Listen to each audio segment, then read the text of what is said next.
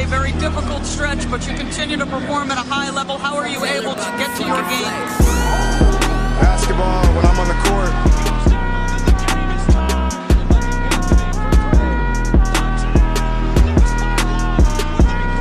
Rebecca, in the future, when you interview me, can you please take off your damn heels? He said, I'll present you, provided you let me wear your heels. We'll save that for later.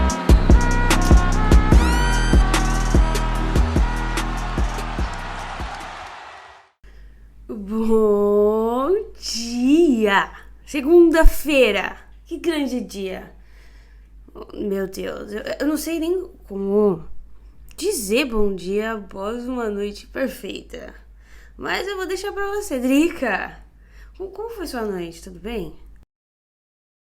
Bom dia, bom dia. Segunda-feira, né? Geralmente a gente costuma acordar meio mal-humorado, né? Segunda-feira, aquela coisa toda, eu tô gripada pra caralho. Mas assim, o sol tá mais lindo que nunca, né? Uma coisa maravilhosa. Que domingo espetacular na vida do torcedor celta. Eu ainda não encontrei palavras realmente para definir, né, o que aconteceu no TD Garden, que já foi uma coisa assim, né, maravilhosa, dada a situação aí dessa série.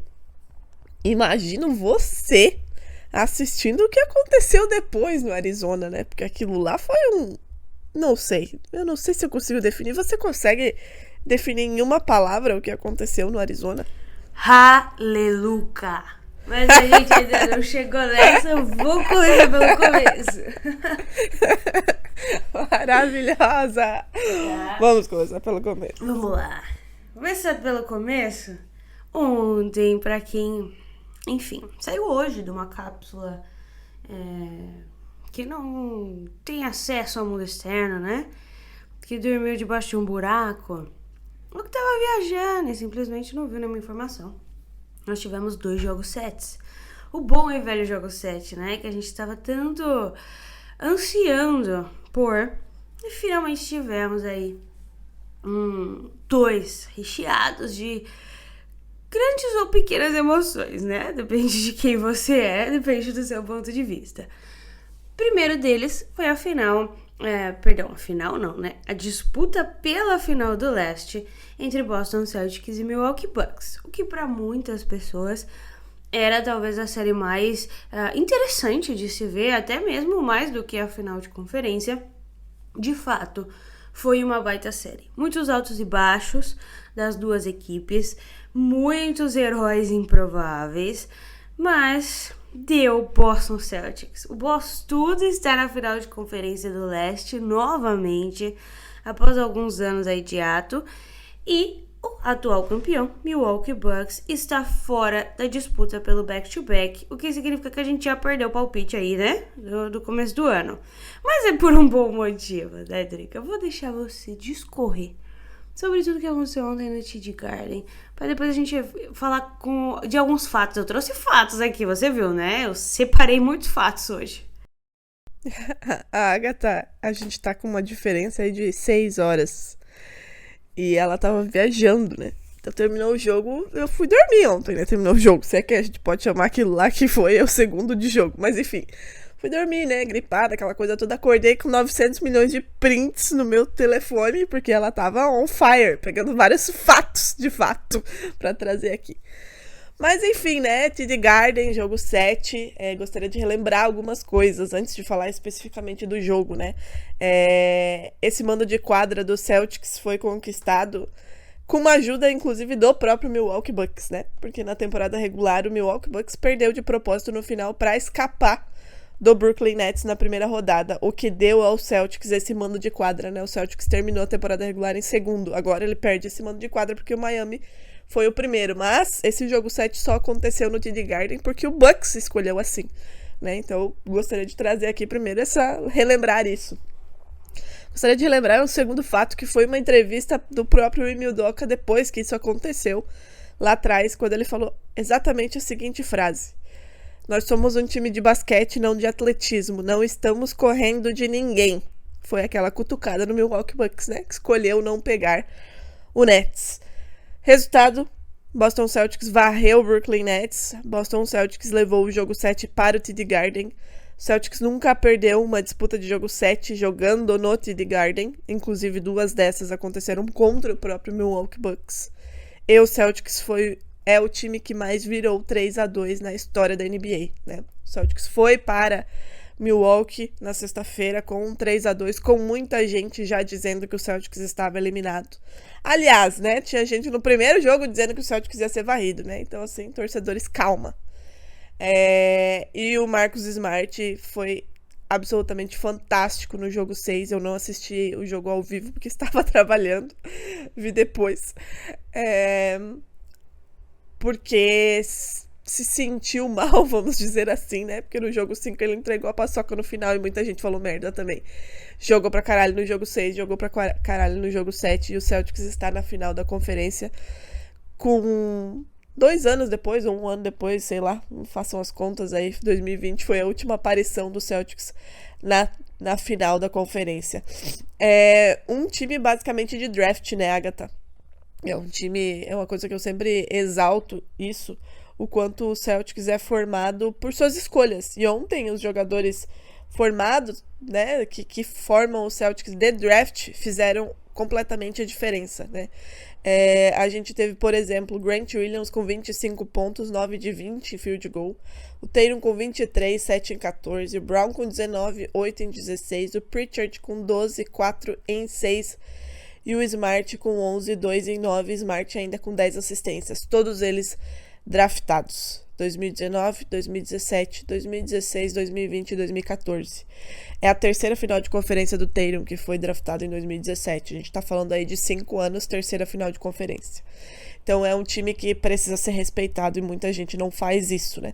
Sem contar que o Ime Udoka aí é o primeiro ano dele como head coach e ele está na final de uma conferência que foi extremamente equilibrada, tirando o atual campeão. E não foi tirando de qualquer jeito, né? Porque no jogo 7, o Celtics foi completamente superior. A gente tá falando aí de 18 pontos de diferença, né? O último quarto ali, 3 minutos finais, mais ou menos, o irmão do Giannis Antetokounmpo estava em quadra. O terrão do Celtics e do Bucks estavam em quadra, porque já não dava mais.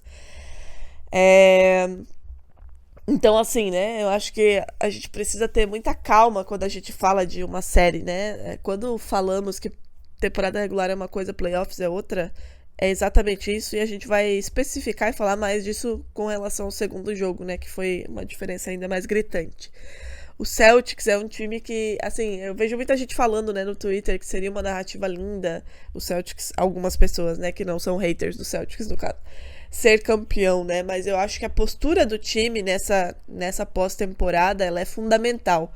Quando terminou o jogo 5 e o Celtics iria novamente, né, pra Milwaukee, eu vou pedir desculpa porque minha voz deve estar uma merda, né, eu tô sentindo ela saindo como a voz de um pato aqui, mas tudo bem, vamos lá.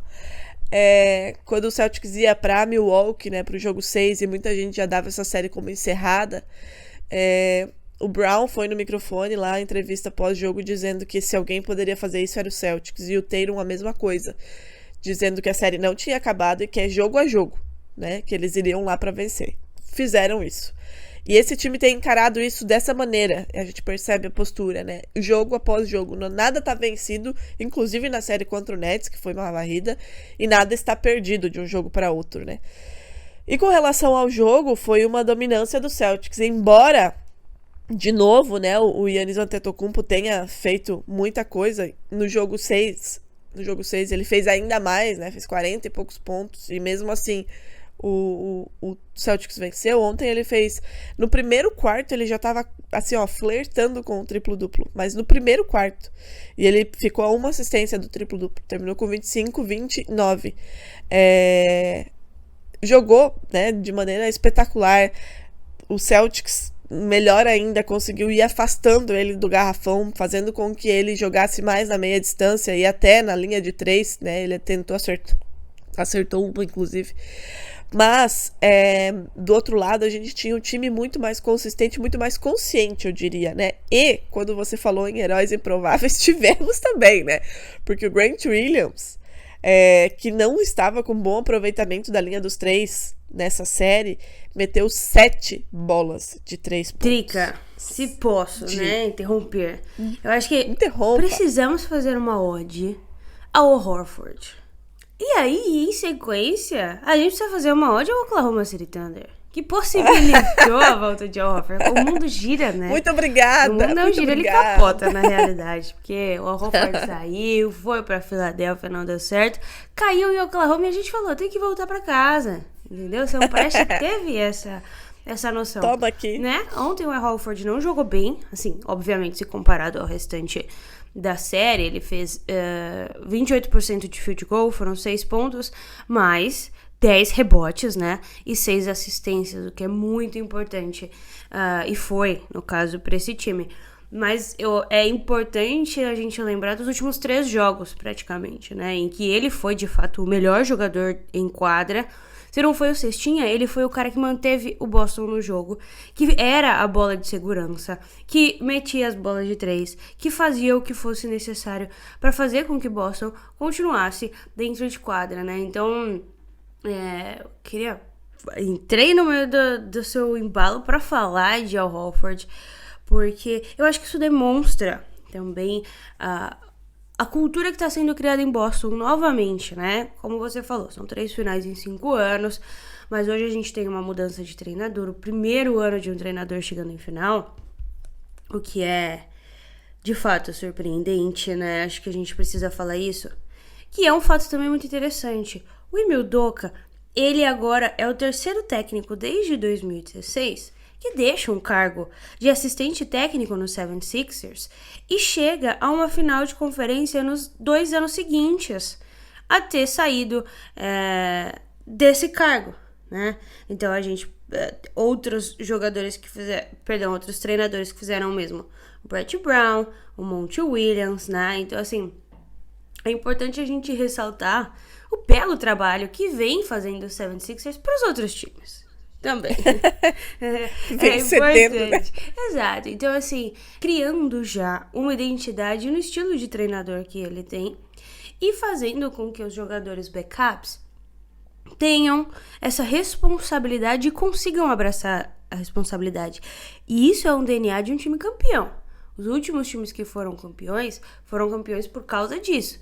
Porque não podendo aparecer a sua estrela, os outros jogadores sabiam exatamente o que era preciso fazer para que se continuasse na briga. Não precisa pôr 50 pontos, basta colocar o time no eixo, né? E, enfim, uma ode ao Horford, o melhor jogador dessa série, ao meu ver. E no jogo 4, por exemplo, que foi o jogo da vida do Horford, né? E importantíssimo, porque o Celtics estaria com 3-1 e aí fudeu, né? 30 pontos pra ele, fora, né, todo o masterclass dele. E aí, quando você fala o quanto ele é importante, e de fato, sabe? Depois desse jogo, inclusive, dos 30 pontos, o Tatum, o Brown foram, né, na entrevista exaltar o quanto ele é bom em quadra, o quanto ele é bom para o time. E foi o primeiro movimento do Brad Stevens como general manager, foi trazer o Al Horford de volta. Por quê? Porque esse time, esses garotos, de fato confiam muito no Al Horford. Ele é um líder dessa equipe, né? A gente fala muito da liderança do Marcus Smart, mas o Al Horford também é um líder dessa equipe, né? Ele tá com 35 anos e é um cara que eles confiam, e é um cara que faz o time jogar. É exatamente isso que você falou. Quando o time não tá bem, é o cara que dá o freio, sabe? Que cadencia, que coloca o time no lugar. E a gente percebe isso até pelas falas dele, dentro do vestiário, depois dos jogos. Então, assim, cara, são 35 anos e ele está jogando, assim, ao fino, sabe? E é aquela coisa, ele joga no Celtics. Não deu certo no Sixers, não deu certo no OKC, não daria certo em nenhum outro lugar. Ele gosta de Boston, né? Boston gosta dele, então as coisas encaixam. E aí, quando você fala da importância, né, desses backups, é exatamente isso, né? O Grant Williams ontem fez 7 bolas de 3. Ele teve mais acertos da linha dos 3 pontos do que o time inteiro do Bucks. O Bucks terminou o jogo com 4, com um aproveitamento de 12%. Só o Grant Williams fez 7. Ele teve um aproveitamento de quase 39%. Aí tivemos o Pritchard, né? Que é um escape do Celtics. Veio do banco também com 4 em 6 aí, e ele tem, né, um aproveitamento bom. Então, assim, é um time, e a gente sempre falava desde o começo dessa série que seria uma série interessante justamente por isso, né? Porque eram 2 times mais completos, de fato. Mas, do lado do Bucks, a gente não teve essa ajuda ao Giannis Antetokounmpo, né? Principalmente nos 2 últimos jogos. Por mais que a gente tenha aí um Jrue Holiday que deu, né, o jogo 5 para o Bucks, que a gente tenha ontem o Brook Lopes que fez um duplo-duplo, mas faltou aparecer, por exemplo, um Grayson Allen, um Pat Connaughton. O Grayson Allen ficou na série contra o Chicago, como todo mundo estava falando. Então faltaram essas peças aparecer na ausência do Middleton para que pudesse ajudar o Antetokounmpo, porque não adianta o Antetokounmpo fazer 45 pontos sozinho se a gente olha para o Celtics e a gente tem aí um time titular quase todos fazendo mais de 10, 12, 13 pontos. E aí, Driga, então, nessa toada aí, tô só te enfiando aí, que eu vim com fatos, né? Como eu disse que viria. A gente tem algumas movimentações. É óbvio que faltou o Chris Middleton. Isso daí é um fator crucial. Mas é aquela coisa, a NBA é feita disso, né? De cis. E se tivesse o Chris Middleton, e se o Lakers não tivesse se lesionado contra o Phoenix ano passado, e todas essas questões vão sobreexistir além da liga. Mas um grande se pra mim e se o Milwaukee Bucks não tivesse trocado o Donte DiVincenzo pelo Ibaka? O Ibaka que nem entrou em quadra, e o Donte DiVincenzo que sempre foi essa válvula de escape na armação. Uma válvula de escape que hoje, você não encontra um substituto com talento igual para fazer essa armação, caso o Jrue Holiday não esteja bem, por exemplo, né? Então, para mim, a ausência do Donte DiVincenzo, um cara que foi draftado pelo próprio Bucks, foi trocado por um cara mais velho, que nem tá jogando, é muito absurdo, né? Mas como você falou, Giannis jogou muito tempo sozinho e foi o primeiro jogador da história da NBA a ter uma série de playoffs com 200 pontos, 100 rebotes e 50 assistências, tá? Primeiro. E aí vou te dar a deixa pra gente entrar num outro ponto que foi crucial para essa série, que é a defesa. A melhor defesa da NBA. E aquilo que a gente tá falando, né? A gente fala a temporada inteira, a gente repete, a gente se cansa, né? Vai a exaustão de falar que ataques ganham jogos, mas defesas ganham campeonatos, e novamente estamos aí. O Giannis, ele só chutou mais de 50% de field goal nessa série 2 vezes, em 2 jogos. Ele chutou, na maioria no geral, em média, 46% de field goal. Menos de 25% dos 3 pontos, teve 5 turnovers por jogo, 4 faltas por jogo. Então, assim, o Boston Celtics fez tudo aquilo que podia ser feito contra o Giannis Antetokounmpo. Mesmo assim, ele teve esse recorde histórico, né, de pontos, rebotes e assistências. Se a gente olha para a temporada regular, ele teve uma média de 55% de field goal. Uma baita diferença, né?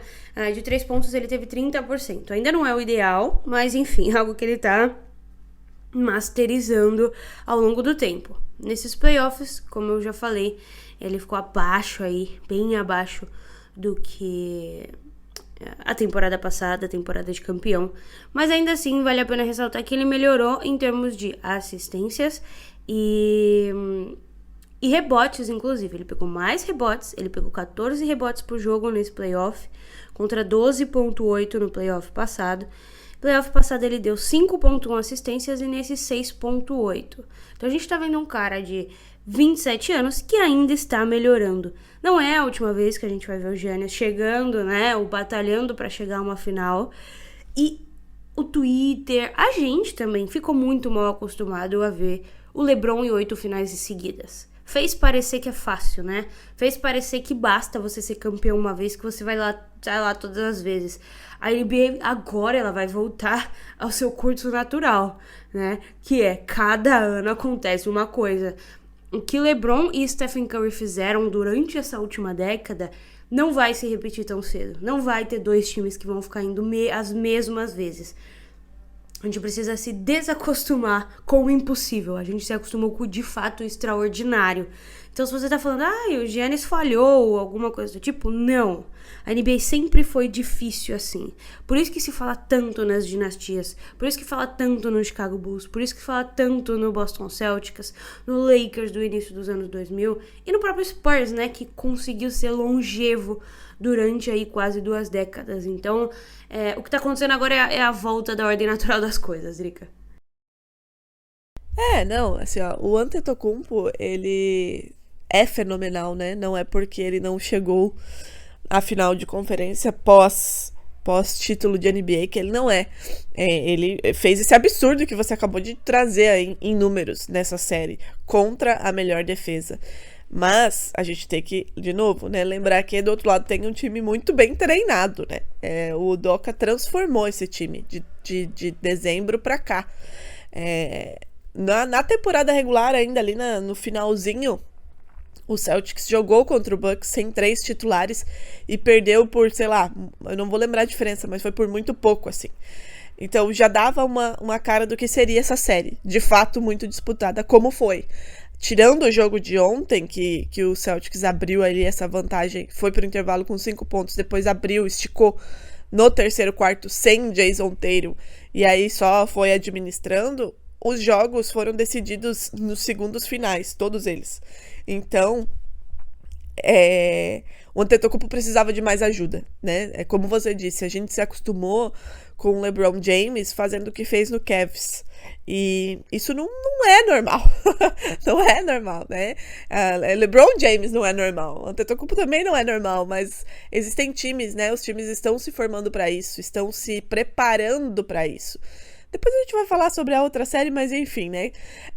Você falou sobre a média de turnovers do Antetokounmpo nessa série, que foi de 4, só ontem foram 5, né? Ontem o Celtics conseguiu fazer com que o Antetokounmpo perdesse mais bolas do que ele perdeu aí em média durante a série. Por quê?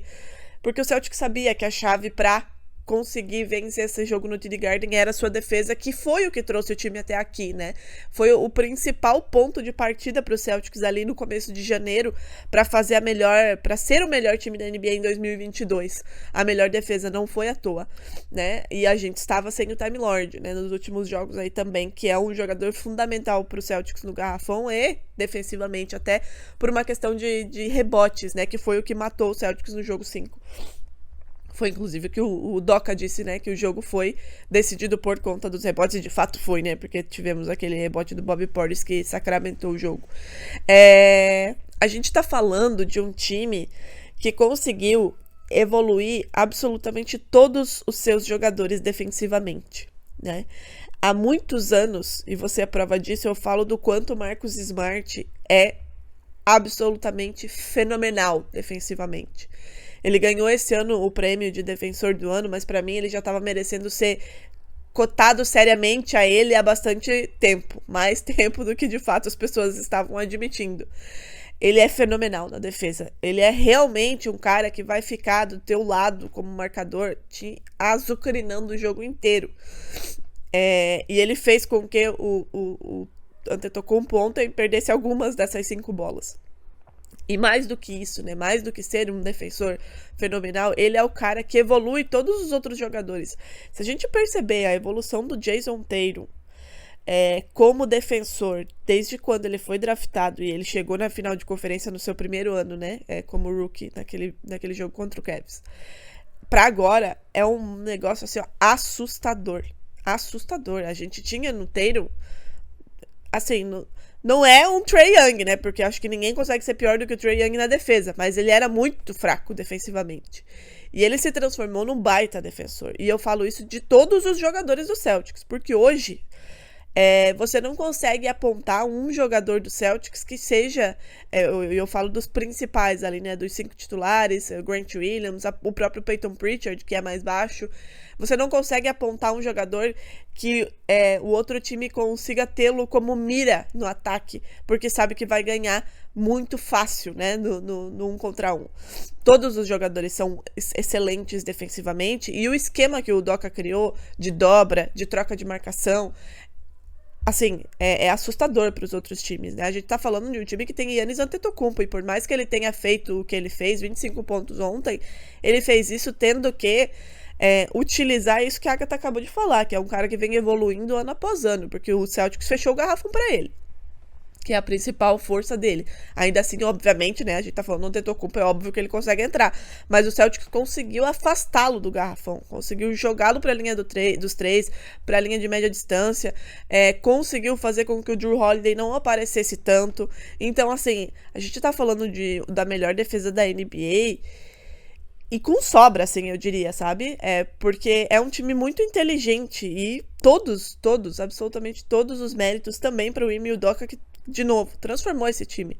Porque lá em 2021, todo mundo esperava muito já do Celtics no começo da temporada, por ser um time que tem Marcus Smart e que tem esses jogadores que eu acabei de citar, que são defensivamente muito bons, se tornaram defensivamente muito bons. E você tinha um técnico chegando, que por mais que fosse um técnico como técnico, né, head coach novo na função, ele já tem essa característica de defesa muito forte há muito tempo. Então se esperava muito defensivamente do Celtics desde o ano passado, coisa que não aconteceu, demorou um pouquinho para encaixar.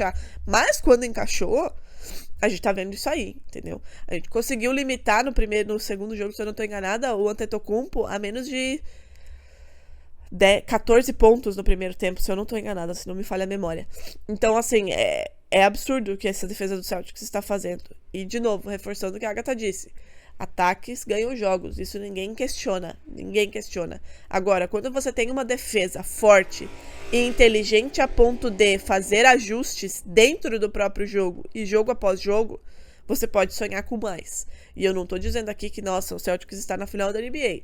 Não, vai ser uma série duríssima contra o Miami Heat, porque temos dois times muito consistentes e que, dessa vez, diferente do que a gente enfrentou com o Bucks, que não veio bem para essa série, principalmente nos jogos finais, não tendo esse escape, né, não tendo esse backup dos jogadores. No Miami Heat a gente tem isso, né, a gente tem Duncan Robinson, a gente tem o sexto homem, que já fez a gente sofrer pra caralho, que é o Tyler Hero, a gente tem o Bam Adebayo, o Jimmy Butler, não sei quais são as condições do Kyle Lowry, tem o Oladipo voltando bem pro tempo que ele ficou fora. Então, assim, vai ser uma série, de novo, muito equilibrada, né, como foi a temporada na Conferência Leste. Mas é preciso exaltar o trabalho de Ime Udoka, o trabalho defensivo do Celtics e no que se transformou o Jason Tatum, né? Porque todo mundo sabe do amor que eu tenho por ele, mas, assim, falando muito sério, tirando isso, ele aparece demais nas horas decisivas. O que ele fez no jogo 6 em Milwaukee é um absurdo para um jogador que tem 24 anos. O que ele está fazendo e no que ele se transformou defensivamente, como playmaker, como passador, é absurdo, assim, né? Então, a gente precisa exaltar esse time que, de novo, vou repetir, é formado pelo draft, né? Tirando aí o Al Horford, uma peça ou outra, esse time é completamente formado pelo draft.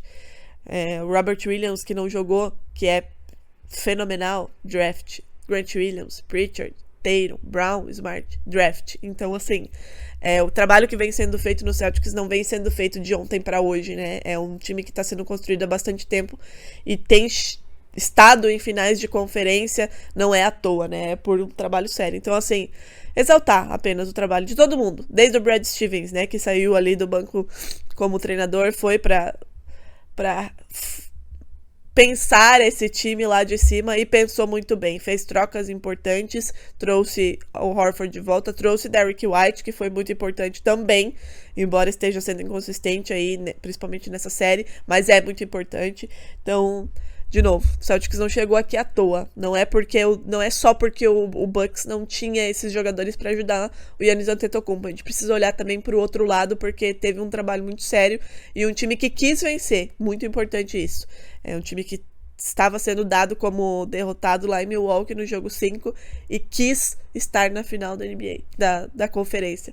E aí eu tenho uma arte, inclusive, do próprio Celtics, né? Era Revenge Tour, porque o Celtics foi eliminado pelo Nets, né?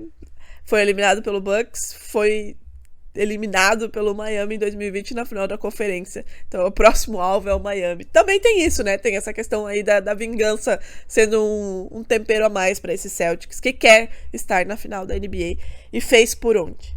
É isso, muito merecido. Agora teremos Miami Heat e Boston Celtics na final do leste. Uma série interessantíssima, com times interessantíssimos também. O primeiro e segundo colocado, né? Enfim, tudo aberto. Pode dar um como pode dar outro.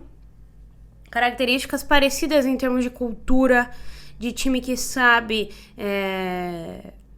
ter esse tipo de profundidade. Se um não tá jogando bem, tem um outro jogador que aparece. Um matchup difícil para ambas as equipes. Então não vai ser fácil fazer esse encaixe. Torcer para que o Time Lord volte, né? Se recupere aí. Enfim, as coisas já estão muito rápidas. Já começa amanhã, né? De novo, já tem jogo. Um dia sim, um dia não. Aquela loucura de finais de conferência que a gente ama, na realidade. Mas é isso. Temos aí do lado leste uma baita final. Com dois times que já conhecem o sabor aí de ser vitorioso. Mas o Miami que quer se provar, principalmente sem LeBron James, né, após a final da bolha, e um Boston Celtics que quer voltar ao topo e tem tudo pra fazer isso, Drica. E assim espero, né? É um time que tá sendo formado pra isso. Vai ser uma grande série, assim, ó. Eu não espero nada menos do que uma grande série. Quando me perguntaram lá atrás, né, se o Celtics era favorito contra o Bucks, porque o Celtics vinha realmente naquela crescente, né, desde a temporada regular, varreu o Nets, eu disse, não há favoritos. De novo, repito, não há favoritos. São dois, como você disse, é um encaixe muito difícil, a gente tem dois treinadores absurdos, temos dois times absurdos, muito, muito, muito parecidos, então assim, vai ser realmente no detalhe, em uma noite que Jimmy Butler não estiver bem e o Celtics aproveitar, ou numa noite que o Tatum não estiver bem e o Heat conseguir aproveitar, será importantíssimo de novo esses caras não tão falados, né, esses coadjuvantes aparecerem bem, então assim, vai ser um absurdo, né, vai ser um negócio, haja chá de camomila, meus amigos. Mas, Agatha, agora a gente vai para um outro momento épico do domingo, que eu diria que, assim, eu particularmente não assisti o primeiro quarto porque estava na minha mãe, né, já transformei ela em torcedora Celta ontem, inclusive, e aí estava no deslocamento pra cá, e quando cheguei já não acreditei no que vi, e no que vi depois, menos ainda, né. Phoenix Suns e Dallas Mavericks. Phoenix Suns, pra quem não lembra, né, é o time de melhor campanha da NBA, não só da Conferência Oeste na temporada regular. Jogo 7 no Arizona, 123 para o Dallas Mavericks, 90 para o Phoenix Suns. Eu vou te fazer uma pergunta antes de ler um pouquinho aqui as estatísticas e dar mais espaço para você, né, rasgar toda a seda que existe no mundo para Luka Doncic. A minha primeira pergunta para você é, Agatha, você imaginava que o Dallas Mavericks pudesse colocar uma vantagem, e eu não vou dizer nem essa vantagem de 33 pontos, porque eu acho que ninguém imaginava, mas uma vantagem de mais de 10 pontos para cima do Suns num jogo 7 no Arizona? Minha filha, até agora eu tô me beliscando, né? Eu acho que nem eles imaginavam. Eu acho não, tenho certeza, ninguém imaginava. Claramente a maior derrota em um jogo 7 da história da NBA. Não existe dúvidas com relação a isso. O maior vexame, inclusive, em um jogo 7, especialmente por ter sido como foi, em casa, pelo líder do campeonato, um líder que a gente já não tinha muito tempo em termos de números, né? E, enfim, é sim a maior derrota pra mim em jogo 7 da história. Mas eu queria começar com outra palavra, Drica. Eu queria começar com a palavra poznisnot. Eu não sei se é assim que fala, mas é humildade em esloveno, tá? Humildade em esloveno. A gente falou disso na sexta-feira, inclusive, né? Pois é, humildade é uma coisa muito legal. Muito legal. Porque ou você tem ou você não tem. Recomendo, inclusive, né? Ou, mais cedo ou mais tarde, você vai ser obrigado a ter. Em algum momento, você vai ter que ser humilde. E esse momento chegou pra Devin Booker. Um cara que eu gosto muito, muito. O Chris Paul, eu não preciso nem falar. Pra quem acompanha o podcast sabe o quanto eu gosto do Chris Paul. E no último podcast eu separei um momento pra falar justamente disso. Da falta de humildade que eles tiveram durante essa série com os jogadores. E, assim, a gente mencionou até os 76ers naquele momento de jogar os jogadores na fogueira, seus próprios jogadores na fogueira, o Embiid fazer isso. Nem quando o J.R. Smith jogou aquela bola pro outro lado da quadra fazendo o Cavs perder, o LeBron colocou o cara na fogueira, sabe? Isso é humildade. De você saber reconhecer o esforço que seus jogadores fizeram, pode não ter sido nesse jogo. Mas um lance específico não resume a contribuição de um jogador dentro de um time. Agora, a gente tem um Phoenix Suns que vem de uma final. Vem de uma final depois de muito tempo, né? E vem de uma final atípica em uma temporada atípica, né? Que muita coisa aconteceu. Não tô diminuindo a final do Phoenix Suns em nenhum momento. Mas é muito difícil se manter no topo. Talvez chegar no topo seja mais fácil do que se manter lá. Fazer isso 2 vezes, né? E se a temporada passada não foi uma lição de humildade para o Phoenix Suns, essa com certeza foi, né? Uma lição que o Golden State aprendeu, inclusive, em um determinado momento, naquela temporada do 73-9, que você teve um Curry MVP unânime, né? O recorde de campanha da liga. Quase perderam pro Oklahoma. E o Oklahoma entregou, porque, enfim, é isso que a gente sabe fazer. E depois perderam naquela virada do 3-1. A humildade, em algum momento, ela vai te ensinar alguma coisa. E foi o que aconteceu no jogo de ontem. O Devin Booker e o Chris Paul, falei isso na sexta-feira. No jogo 2, estava 2-0. A série só acaba no 4. Já estavam fazendo piada do Luka Doncic. Já estavam fazendo piada do Dallas, de como o Luka não defendia e tudo mais. Outra coisa que eu também falei, eu acho o trash talk maravilhoso. Nunca serei contra o trash talk. Agora, dentro de quadra. Faz isso no jogo.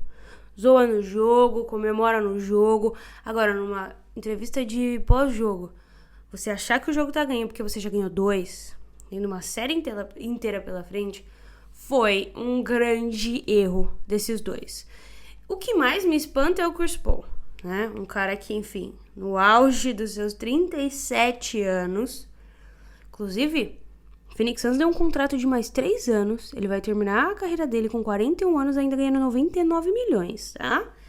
O Phoenix Suns tem uma bucha aí para segurar que a gente vai entrar já nesse quesito. Chris Paul entrar nessa, né? O cara viveu a carreira inteira passando por momentos difíceis de não chegar até ali, e a partir do momento que ele chega, ele faz esse tipo de coisa. De fato, alguma coisa ele aprendeu ontem. Ainda não sabemos o que foi. Mas, bom, vamos começar do começo. A partir desse momento, do dia em que eles zoaram, daquele momento em que o Booker cai na quadra, né? E fala que aquilo era o The Luka Special. Era a forma dele de flopar, né? Como o Luka, o Dallas Mavericks marcou 57 pontos, né, de diferença nos últimos 6 quartos, né? Aí desde esse grande momento do The Luka Special.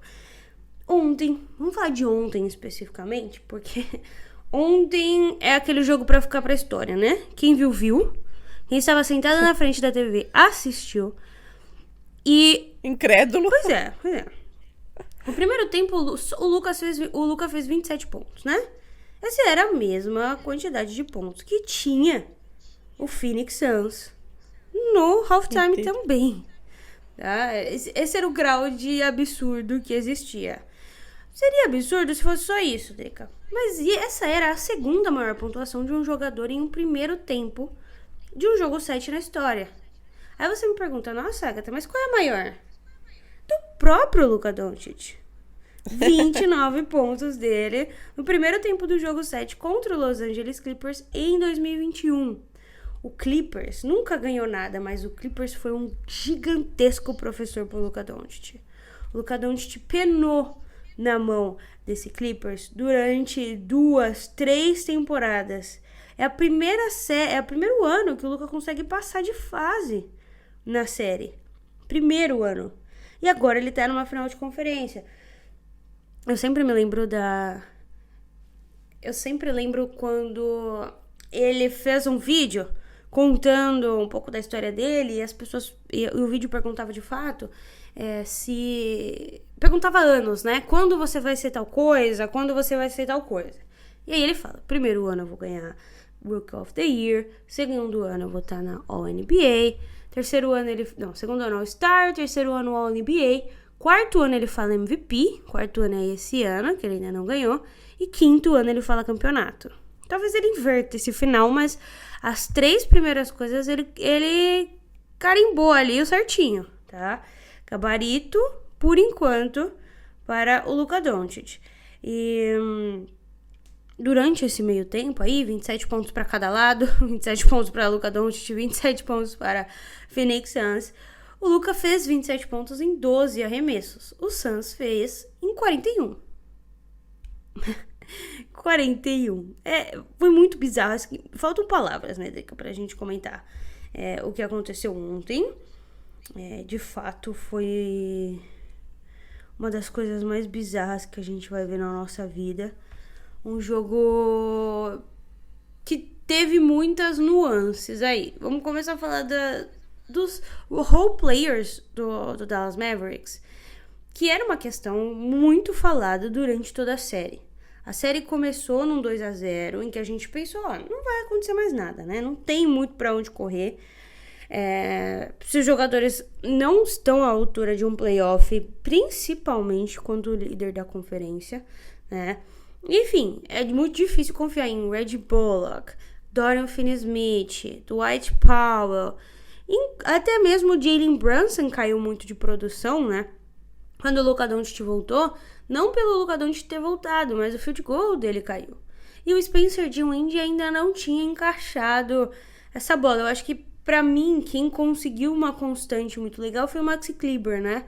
O Kleber, apesar de não ter jogado muito ontem, não ter contribuído, na realidade, muito ontem, ele teve um baita playoffs, vem tendo até aí, né? Sendo aquele cara de confiança na bola de 3, principalmente.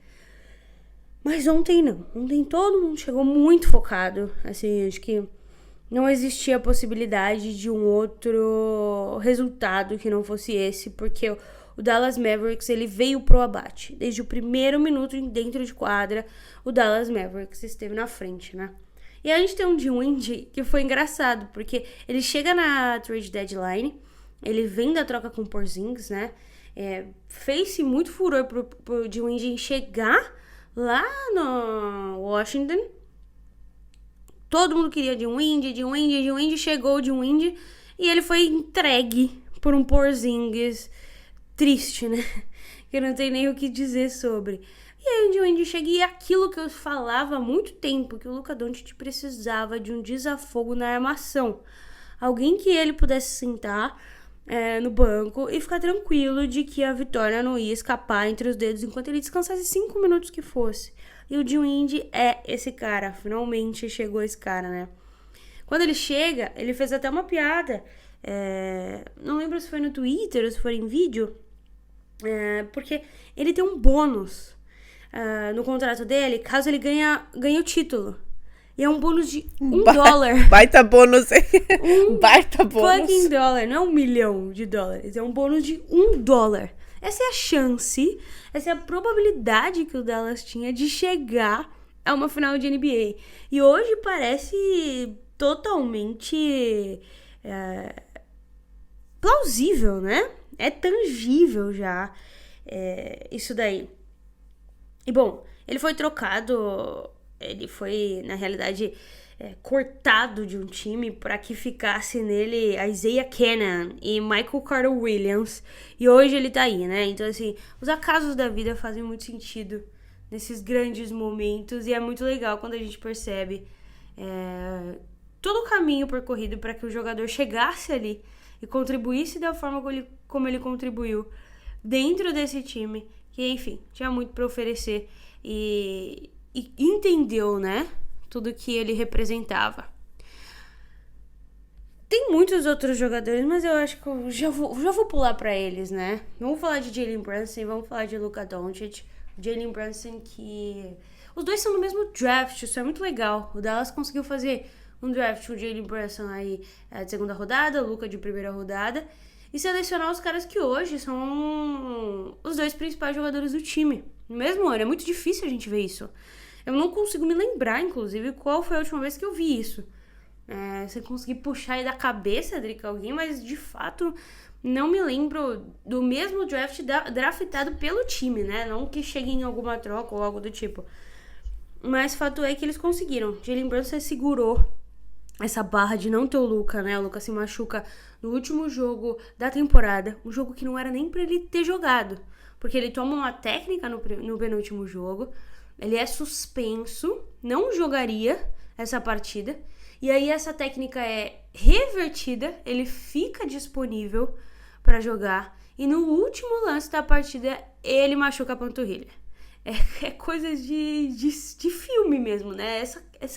Se de alguma forma o Dallas Mavericks foi campeão essa temporada, eu ainda acho que não. Ainda continuo achando que é o underdog. Se alguma coisa acontecer, vai ser muito milagroso, como foi o milagre de ontem. Mas dá um baita de um filme. Um baita de um filme. Então, voltando ali pra linha do tempo, o Luka Doncic se machuca e não joga o começo da série contra o Utah Jazz. Ali, todo mundo já falou que o Dallas não ia ganhar. E, de fato, o Dallas começou bem mal. O Dallas começou estranho, até que Jalen Brunson apareceu. Jalen Brunson segurou o time aí num 2-2, praticamente, para que o Luka pudesse voltar. E com o Luka voltando, o time conseguiu fechar essa série de uma forma maravilhosa. Porque o Luka Doncic, ele é feito pra isso. Não existe uma outra palavra, né? É um cara que eu nunca vi sentir pressão. Eu já vi todos os jogadores do planeta, todo jogador que eu já vi, em algum momento sentiu alguma pressão. Algum momento você via que ele não estava jogando bem por conta do nervosismo. O Luka Doncic não sente isso. Não sei se existe. Eu nem sei o que é isso. O organismo de pressão, um neurônio. Eu não sei. Eu sei que não existe dentro da cabeça de Luka Doncic a parte do corpo que sente a pressão e fica assustado. Hoje, ele entregou uma das coisas mais bonitas que a gente podia ter visto. É um cara que tem 23 anos, né? Bom, começar por aí, né? Um cara que tem 23 anos hoje, atualmente, ele tem a maior média de pontos da história dos playoffs. É óbvio que é uma tiragem muito pequena, né? Pra se fazer. Mas as pessoas costumam falar, não, ele só tem 3 anos de playoffs, são poucos jogos, são 23 jogos de playoff. Mas se fosse só questão de pouco jogo, tinha muita gente que já tinha tido essa estatística, né? 31,5 pontos, 10 rebotes durante esse playoff e 6,6 assistências. No geral, se a gente conta todos os playoffs, ele tem 32,7 pontos, 9,3 rebotes e 8,3 assistências. Também aí quase com uma média de triple-double. E a partir do momento que ele viu o Luka Special e que ele brigou com o Devin Booker ali, que o Devin Booker tira a bola da mão dele e ele xinga o Booker, tudo mudou, né? Tudo. Aquela cara dele é sensacional. Pois é. Nunca mais. É a mesma cara, eu acho, é comparável à cara que o Horford fez quando o Antetokounmpo enterrou nele e falou alguma coisa. E ele saiu já fazendo assim, né, assim com a cabeça do tipo... Calma aí, garoto. Calma aí que o que é teu tá guardado. O Luka fez a mesma coisa. Tipo, olhou pro Devin Booker e falou... aguarda. Pois é. Aguarda. E, mais do que isso, o Luka deu uma demonstração do que o Suns poderia ter, né? Porque a gente vai ter que ficar falando, a gente vai ter que voltar nesse assunto. A gente vai falar, enquanto o Luka Doncic estiver na liga, sobre o draft dele. Um draft que todo mundo falava que o Luka Doncic era o primeiro colocado. Vamos fazer uma ode aqui a ele. Quando ele ia entrar pra liga, 19 aninhos, né? Ele já era o MVP da Euroliga e do Final Four, o MVP mais jovem da história. Já era o campeão da Euroliga, já era MVP da Liga ACB, já era 2 vezes o melhor jovem da ACB e era o campeão do Eurobasket pela Eslovênia. Tá? Então, assim, a gente tinha todas essas características. Só referência fraca, né? Pra passar ele no draft. Pois é. E mais do que isso, era um jogador que estava pronto. Só que a gente sabe a tal da xenofobia, né? Que envolve a NBA. Como as pessoas falavam que ele não era tudo isso, porque ele não tinha jogado high school, o jogo universitário. Enfim, eu acho que ele deixou pra galera ver. Então, o que o Phoenix Suns faz? O Phoenix Suns não escolhe Luka Doncic e opta por escolher DeAndre Ayton. DeAndre Ayton, inclusive, que ontem jogou 17 minutos apenas. A pick 1 jogou apenas 17 minutos, nenhum minuto no quarto. E quando perguntado ao Monty Williams o porquê ele não utilizou, ele só respondeu: "It's internal." É um assunto interno. O que vai dar muito pano pra manga, porque até a gente descobrir o que ele quer dizer com isso. Se é pra valorizar contrato, se é porque eles não vão dar o contrato máximo, se é porque ele vai ficar, se é porque ele vai sair, isso é um outro ponto. O que importa é, algo de errado não está certo, Drica. Algo de errado não está certo. É que nessa época, o Phoenix Suns tinha contratado o treinador, o head coach, né, da seleção da Eslovênia, pela qual o Luka foi campeão naquele momento pela Euroliga, que é o Igor Kokoskov. Ele era o head coach em 2018. Provavelmente, ele deve ter implorado pro Phoenix Suns draftar o Luka. Ele sabia o que era o Luka. Ele sabia o que o Phoenix Suns ia ter se eles tivessem feito esse draft. Um mês depois, o Phoenix Suns decidiu não draftar o Luka, draftar o Ayton. O Kokoskov foi demitido no final das contas, não continuou. E hoje o Kokoskov, ele é um dos assistentes técnicos do Dallas Mavericks. Então, novamente, o mundo não gira, Drica. O mundo capota, tá bom? O mundo capota. Cara, eu só ia comentar sobre essa resposta do Monty Williams. E assim, né, por mais que o Dallas tenha feito um jogo assim irretocável, alguma coisa aconteceu no Phoenix Suns. Porque é pressão, ok, né? A gente sabe que o Chris Paul, inclusive, ele tem, né, uma fama de sentir muito a pressão, o que explica ele não ter vencido nenhum título até agora, mas realmente ele sente bastante a pressão.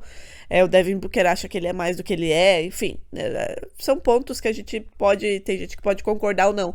Mas alguma coisa, obviamente, aconteceu nesse Phoenix Suns.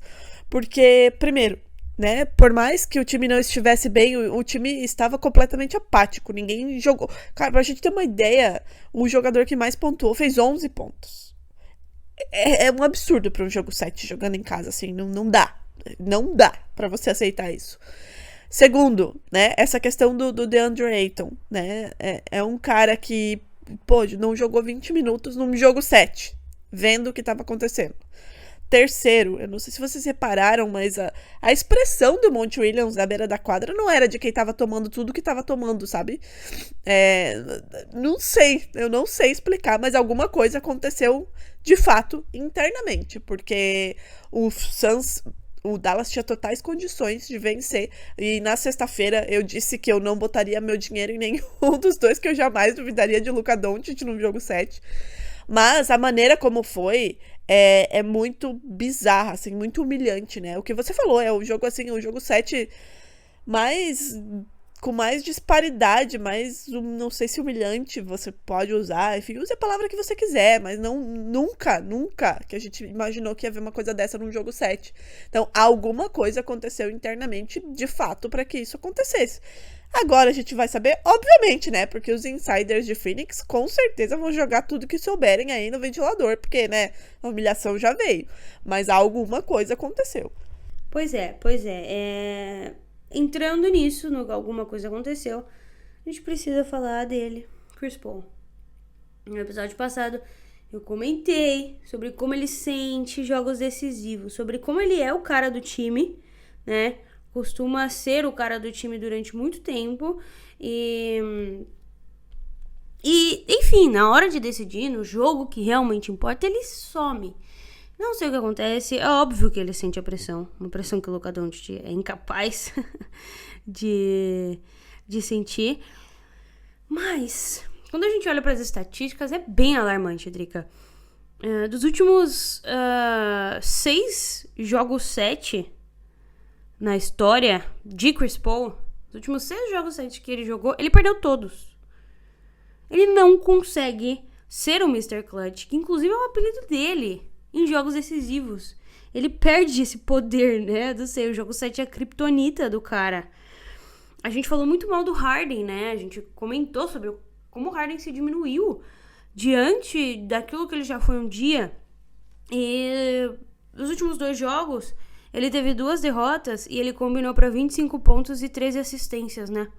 O Phoenix, nos últimos 2 jogos em que o Chris Paul jogou e perdeu, ele combinou para 23 pontos e 8 assistências. Ele jogou pior que o James Harden.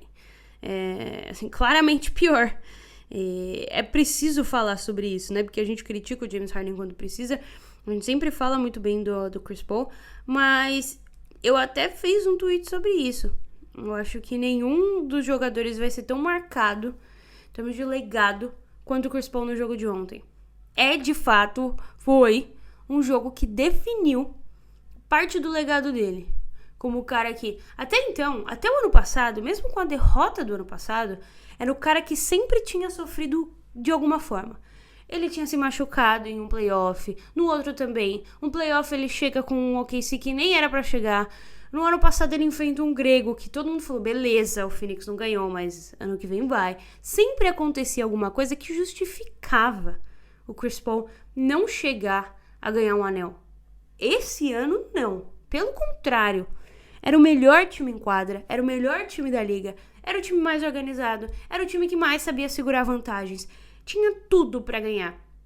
E mesmo assim, conseguiu protagonizar a pior derrota que eu já vi na minha vida num jogo 7.